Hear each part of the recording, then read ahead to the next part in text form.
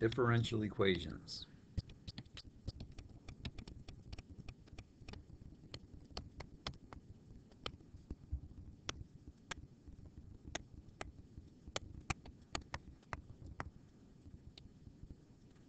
Page 331, exercise 2.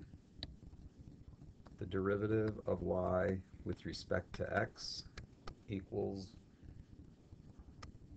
secant x tan x minus e to the x. A differential equation is any equation that has a derivative. This equation has the derivative of y with respect to x. Any equation that has a derivative, that symbol that I just circled, is called a differential equation. To solve a differential equation means to solve for the variable that's in this numerator, in this case y, to equal some function of the variable that's in the denominator. The goal for this differential equation, to solve the differential equation, means to end up with this. Y equals a function of x. Y is the variable that's in this numerator. X is the variable that's in this denominator. So the first thing we do is multiply both sides of this equation by dx.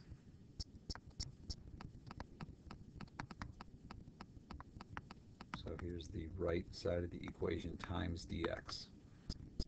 The left side is just dy.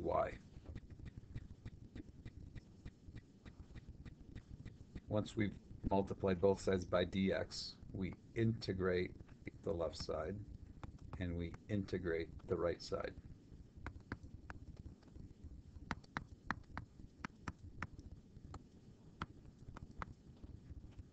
Integrate both sides. The integral of dy is just y. That's the first formula in on your list of integration formulas. This side of the equal sign has two terms. The integrand has two terms, so we're going to write two separate integrals. The integral of the first term, secant x tan x dx, minus the integral of the second term.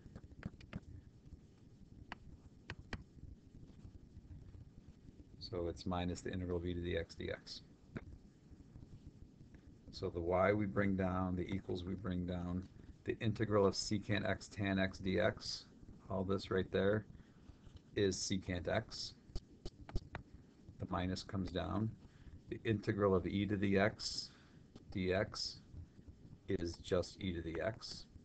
And in these differential equations, we do include the plus c. Technically, there's three integrals here. One here, and one here. Each of these technically gets a plus c. The integral of dy is really y plus c. The integral of secant x tan x dx is really secant x plus c. And the integral of e to the x dx is really e to the x plus c. But all of those c's represent any constant, so they all get combined into this one constant right here. And actually, this is the answer. I'm going to rewrite it so I can put a nice box around it. It's y equals the secant of x minus e to the x plus any constant. It's simply the answer because if you differentiate both sides of this, the derivative of the left side is going to be right up here, dy dx, and the derivative of the right side is going to be secant x tan x minus e to the x plus 0, which is exactly what this says up here. So it checks. Next one is number 6. The derivative of y with respect to x equals 1 over the square root of 1 minus x squared minus 1 over the square root of x. To find the solution to the differential equation means to solve for y so that it equals a function of x. And the first thing we do to get there is multiply both sides by dx.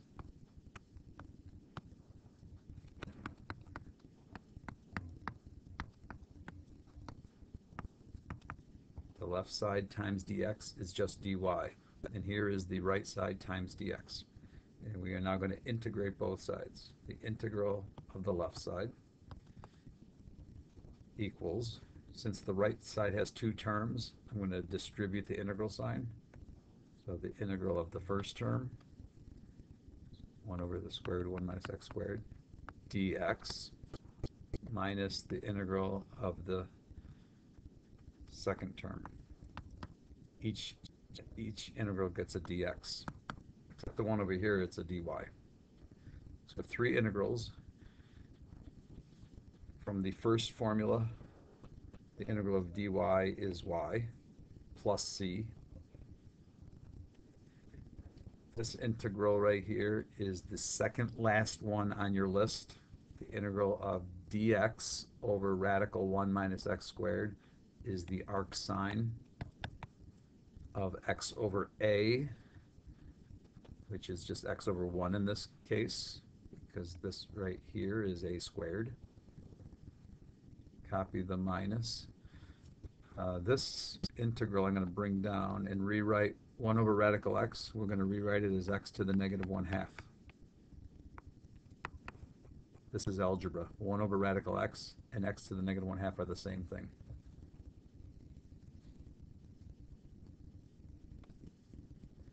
So we are going to bring down the y equals. We're going to bring down the arc sine of x. We're going to bring down the minus. And now here we're going to use the second formula. The integral of x to the n dx is x to the n plus 1 over n plus 1 plus c. The plus c is required in these. Required, even though we didn't use it at all in chapter 6.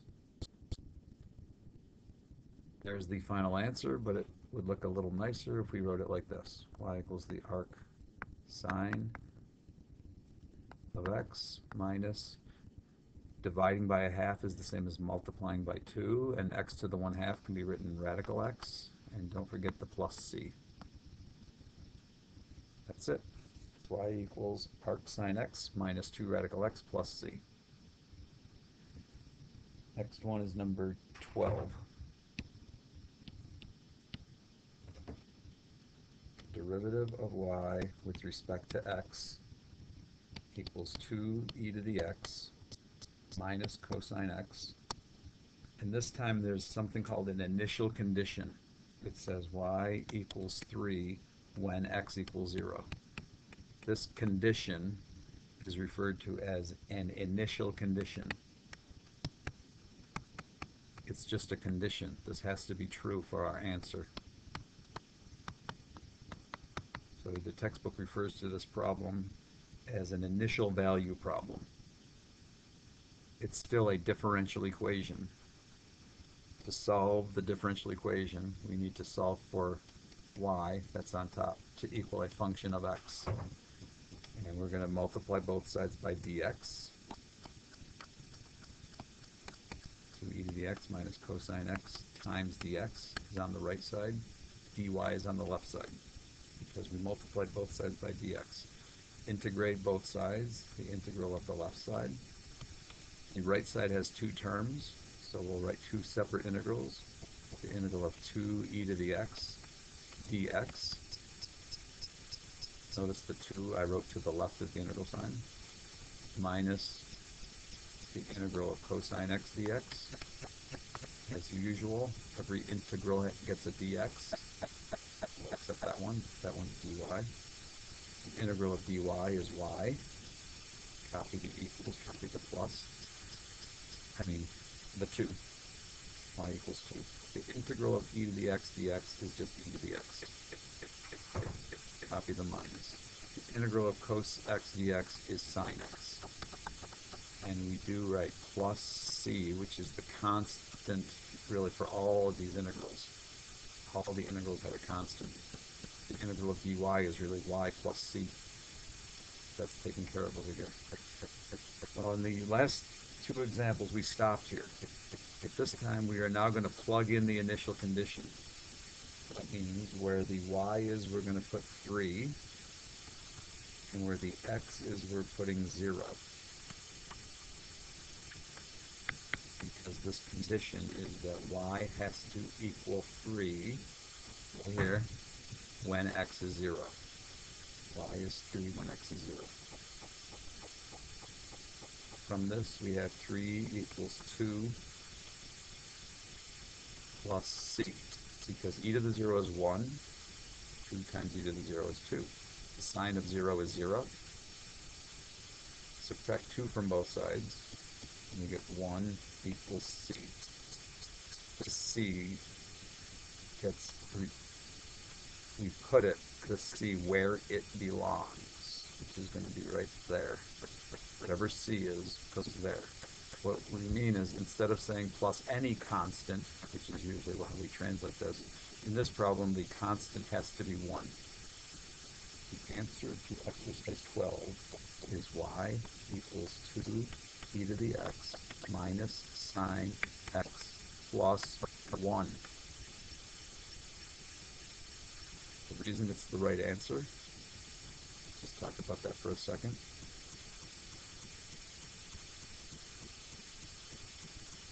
We're going to talk about why this is the correct answer. Y equals 2 e to the x minus sine x plus 1.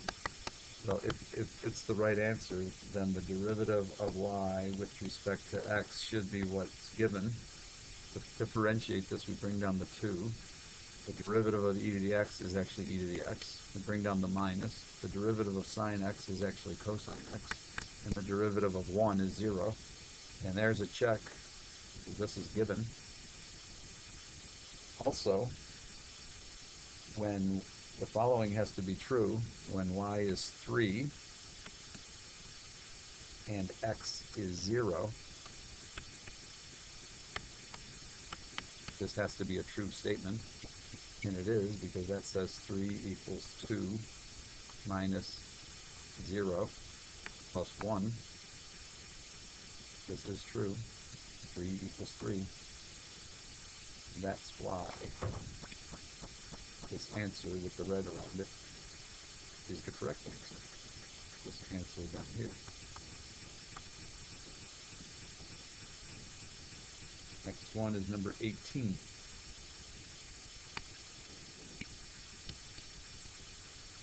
The derivative of x with respect to t equals 1 over t minus 1 over t squared plus 6.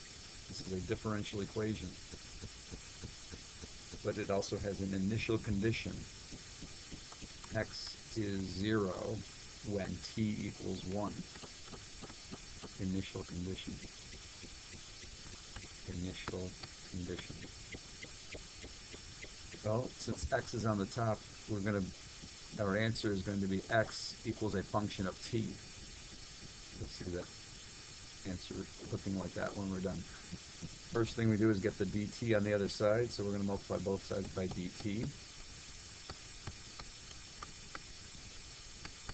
Here's the right side of the equation times dt. The left side will be dx. dt times dx over dt is just dx. Now we're going to integrate both sides, which means each term, this one, this one, this one, and this one. So 4 integrals.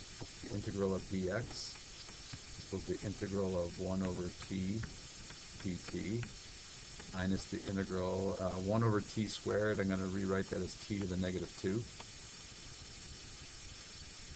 dt. And then there's a plus. The last is going to be the integral of 6 dt. But look where the 6 goes. The integral of 6 dt. These 3 terms are right here. There's the 1 over t. There's the minus 1 over t squared. And there's the plus 6. Just plus 6. But each term has a dt. dt. The integral of dx, formula 1, is just x equals the integral of 1 over t dt is the natural log of the absolute value of t. That's the third formula. Copy the minus. The integral of t to the negative 2 dt is t to the, we're using the integral of t to the n dt is t to the n plus 1 over n plus 1. That's the second formula. And then copy the plus and copy the 6. The integral of dt is just t. Just like the integral of dx is just x. Don't forget plus c.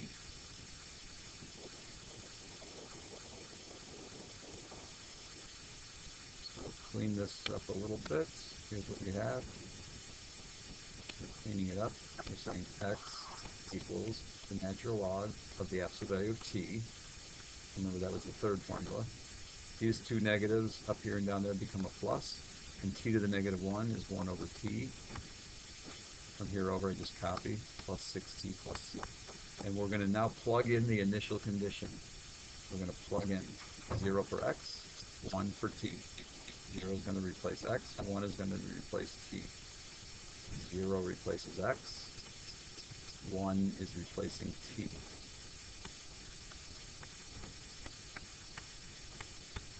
And we're doing this to find the constant.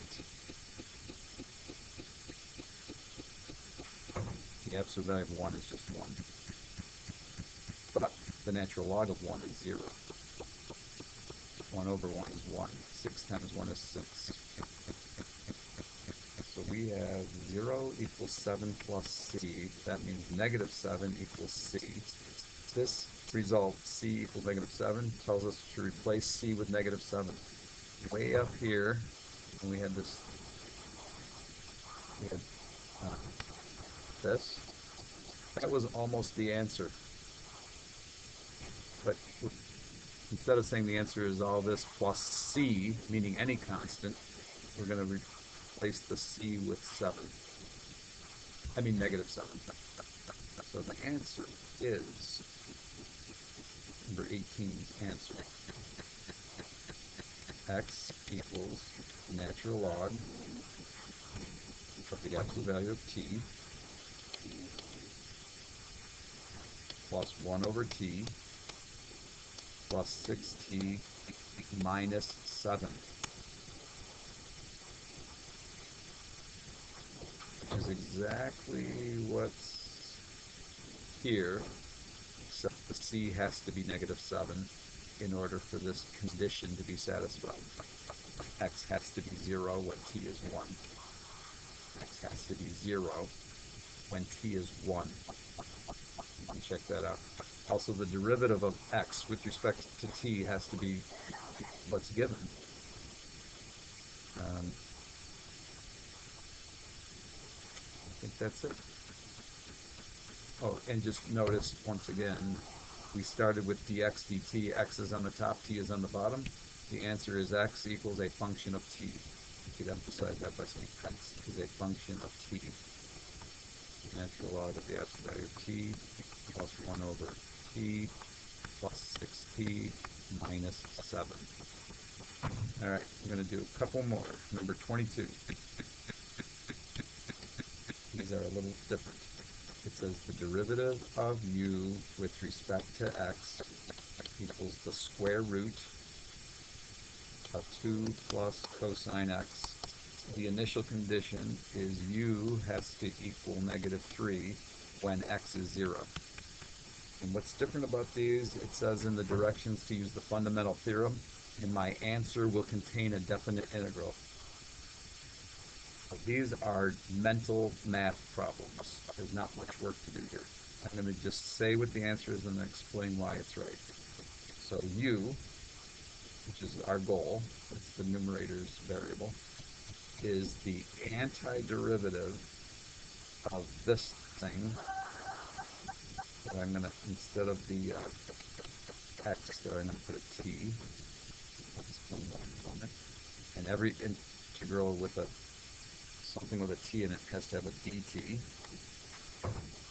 The bottom number I'm going to put here is going to be this number right here. I'll explain why in a minute. Up here I'm going to put an x. And then the negative 3 that's here, I'm going to slap that at the end. And now I need to explain how I know this is the answer. First of all, I was told in the directions that my answer would contain a definite integral. That's what this is. It's the integral from 0 to x. So here's the check to prove that this is right. If I ask you to take the derivative of both sides of this with respect to x, on this side you'd get the derivative of u, that's what's on the left side, and you'd say with respect to x. On the other side, you'd have the derivative with respect to x of all this. The antiderivative of radical 2 plus cosine t dt from 0 to x minus 3. Remember, we're just checking this answer that's circled up here. That equals, well, there's two terms here. The derivative of the first term, the derivative of the antiderivative is just the integrand. The square root of 2 plus cosine t, take a hike. In its place, I put x. And then there's a minus 3, but the derivative of negative 3 is 0. So using the answer, you see the derivative of u with respect to x equals what it's supposed to equal. Right here. There you go. But also, I want you to see that this is satisfied. So that's partial check. So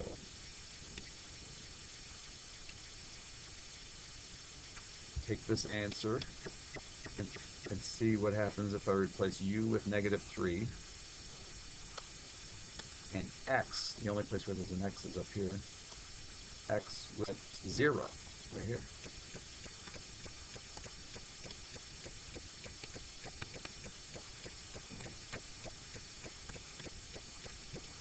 So this checks because this was the integral of anything from 0 to 0, and these numbers are the same, the integral is 0.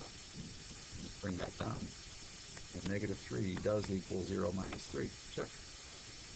So the answer is correct because the derivative of this answer is what it's supposed to be. That's given. And using this answer, u is negative 3 when x is 0. Let's do another one like that. Let's do number 24.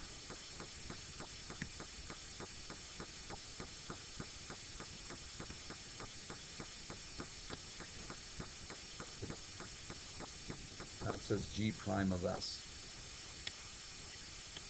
equals the cube root of tan s.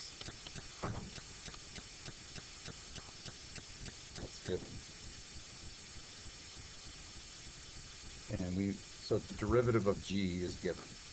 And we want g. Oh, also given as an initial condition, g of 0 is supposed to be 4.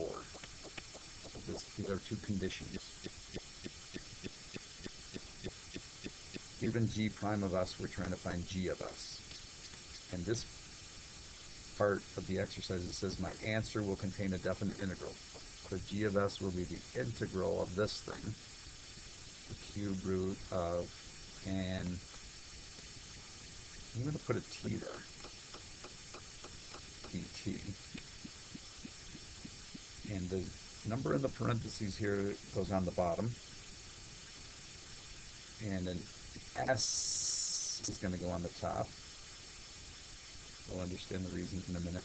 And this g of 0 has to equal 4, so we're going to slap a plus 4 here. And all I have to do is get you to understand that that's right. Well, it's going to be right because it's going to check. The derivative, so here comes the check. The derivative of the left side, the derivative of g of s is g prime of s. And this side, the derivative of this side, so there's two terms. The first term is an antiderivative. The derivative of the antiderivative is just the integrand. But this t here will take a hike and s will go in its place. And that's it. Fundamental theorem of calculus. The derivative of this term is what I just wrote there. And the derivative of 4 is 0. So check. G prime of s is what it's supposed to be.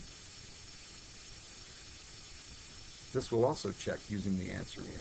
So second part of the check, g of 0, that means replace x with 0, will be the integral from 0 to 0, because g of 0, if this is g of s, g of 0 means put a 0 there. So that means it's the integral from 0 to 0 of the cube root of tan t dt, and then there's a plus 4.